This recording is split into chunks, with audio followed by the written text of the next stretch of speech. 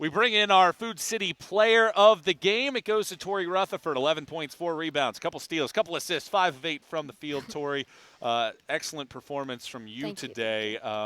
What was the message for this team at halftime, trailing by 6? Coach Mincy said that he wanted to go in 5 in, 5 out, and I just told the freshmen to buy into it. We kind of did in the first half, and it didn't really work out for us. So I told them at halftime to get their heads up. I mean, I've been in that situation. We all have. But Coach Mincy came in and was asked us what we wanted to do, and I told him, or we as a team decided on, hey, they can't go 8 for 12 again. Let's put the pressure on them. Let's kind of see what our press is. We're ready to go. We want to win. So I really feel like everyone just bought in at halftime. I personally didn't think Aiken was going to come out and shoot 8 for 12 in the first half because yesterday they didn't shoot as good. But at halftime, I felt like we just bought in and we collectively came together.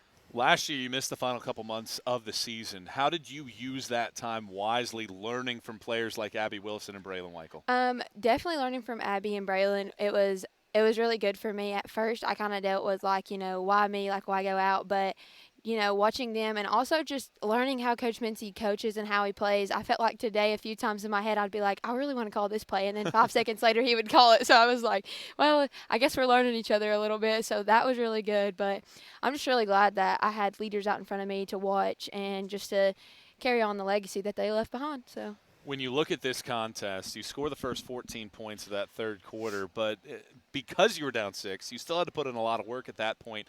Why was the team so strong in that second half offensively with you running that point guard spot, shooting nearly 55%? Well, I know you're kind of giving me a little bit of the credit right now, but it's definitely not me.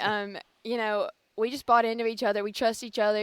They trusted me to run the point a little bit more than I usually do, and I'm just really glad that they bought in. I can kind of see the floor a little bit better than sometimes, so I'm just really glad that they bought in, trying to get touches in and touches out because, it opens it up for our shooters. And like Campbell, she went 4 for 7 from the three-point line. So anytime Campbell Penley can go 4 from 7 from the three-point line, I think we're going to get a dub. So it's going to be a good day when that happens. Absolutely. Now we look at next weekend. Clayton State, we saw them last year.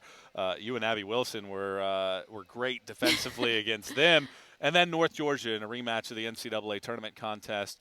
What's the week of preparation look like as you make adjustments for those two games? I think first we're going to work on what we need to work on. I think we need to work on our turnovers a little bit. And like Coach Mincy said, we're going to work on our press. I mean, yes, we're going to worry about them, but all in all, we're going to play our game.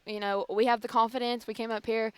We've won 2 games. So I really, yes, we're going to worry about them, but we're going to focus on us because I think that's best for us. So, Tori, thanks so much for the time. Congrats on the win. Thank you.